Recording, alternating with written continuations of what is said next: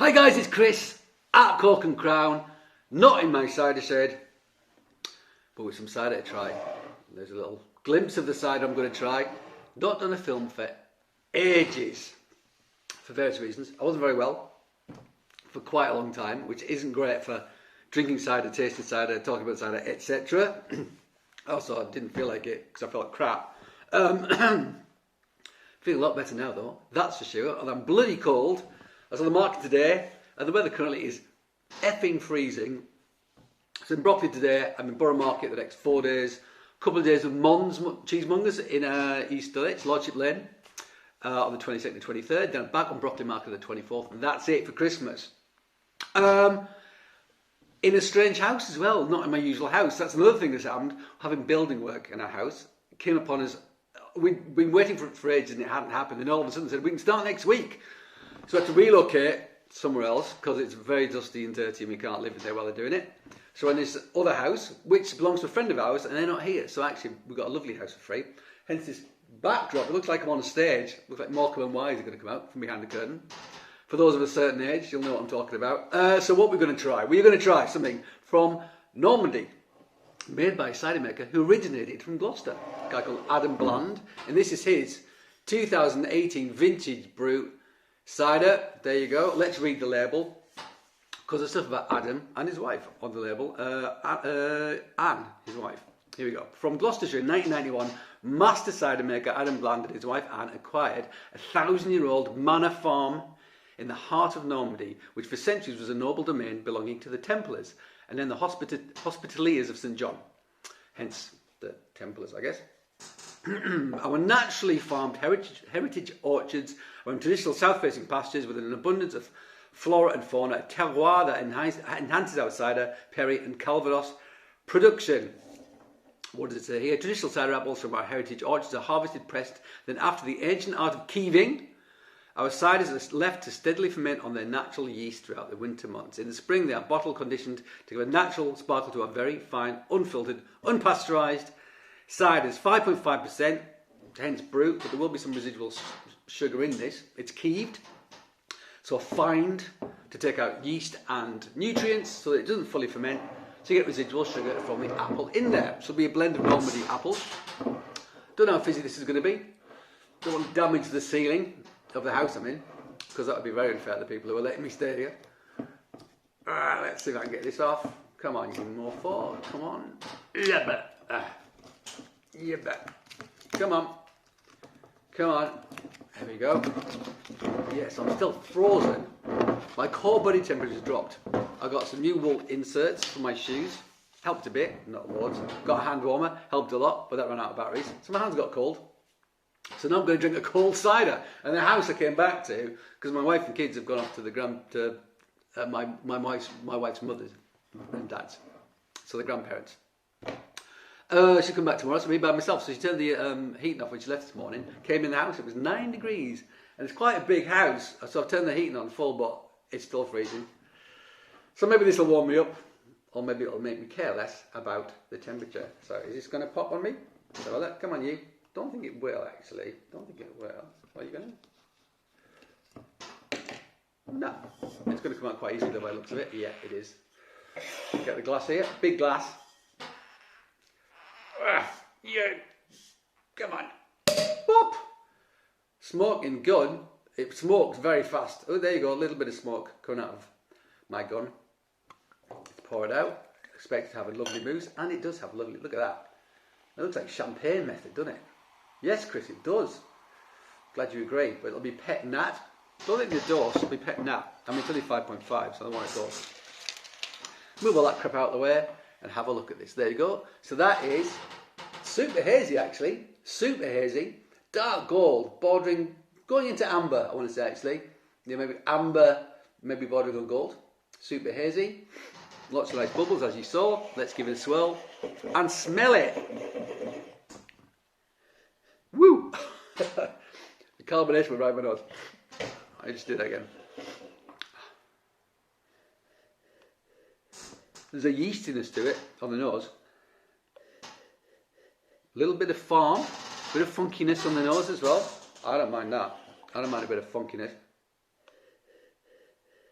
and there's hints of sautéed apple in the background. Actually, that yeast and the funk actually is them getting first and foremost, which I quite like. Yeah, in the background is like a slightly sweet baked apple, hint of baby banana as well, something like that. Ripe banana, but just a smidgen, not loads. Let's try it.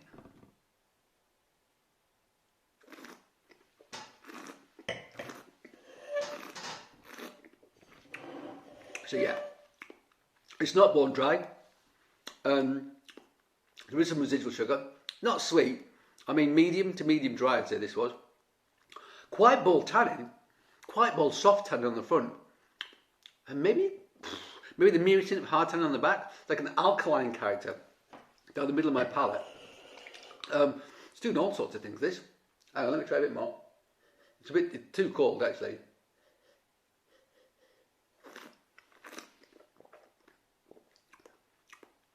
If you give me that blind, I would suggest it was more Breton in style. I find that Breton ciders tend to be a little bit drier and a bit more tannic. And this has that character. I mean, it's pretty dry, just sugar in it, but not much. So if you like drier ciders, this would work for you. Quite big tannins though. I think this is massively food friendly. I want to have it with some cheese. Obs. You know what? You're going to go like camembert, aren't you? Aren't you? Because that's from Normandy. It's the classic Normandy cheese. Camembert out of Normandy. Get a proper lait cru, unpasteurised one. That'd be stonking with that. I reckon you could have that with some sort of wash rind as well. You got Livarot, which is a wash rind from Normandy. Maybe a bit subtle, maybe a bit gentle. You maybe want something a little bit bolder, methinks. Actually,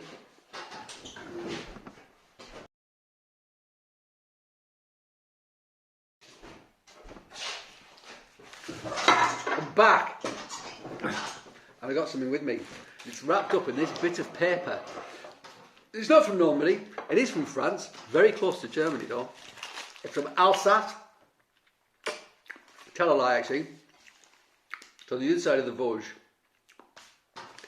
It's from Lorraine, which is basically you got the Vosges Mountains. On one side you got Alsace, the other side you got Lorraine, and it is a Munster.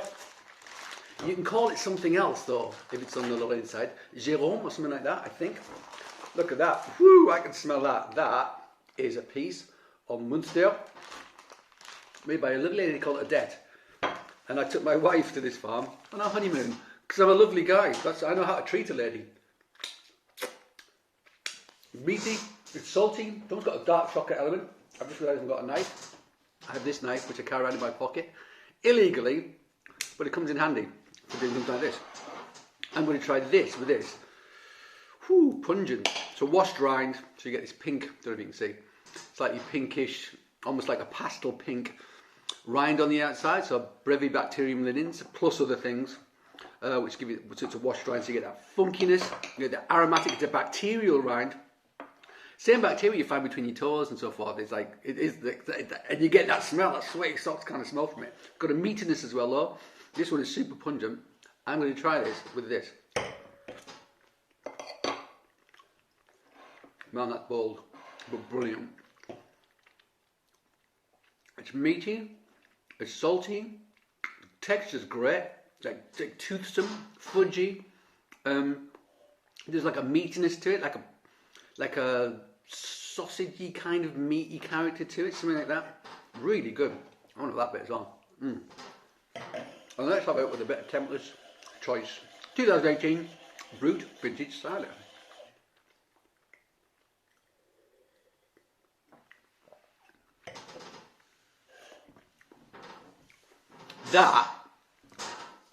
That works a treat.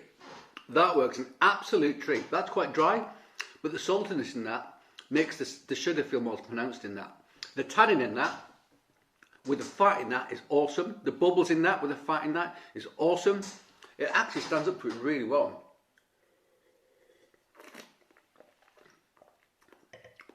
I'm getting more apple character out of that now as well. It's amazing when you put two things together sometimes. The two things are greater than some. It's greater than the sum of its parts. Does that make any sense? And that is stonking. Really good, really good. So I recommend you get some washed rind cheese and have it. If not with this cider, then a drier French Normandy or Breton cider. That's what I recommend, because it's half as good as this. It's going to be delicious. That is super. I'm probably going to eat all of that, drink all of that with it, and have a bloody nice evening. I've gone on for a long time, haven't I? I've talked a lot. I'm sorry for that, but it's been a while, so I thought it deserved a little bit more. Anyway, thank you for joining me. Not in my cider shed. We like this Templar's Choice 2018 Vintage Brut. Get some if you can. Go to my website if you want to. Got some on there, I'm pretty sure. Yeah, but until the next time, guys, cheers.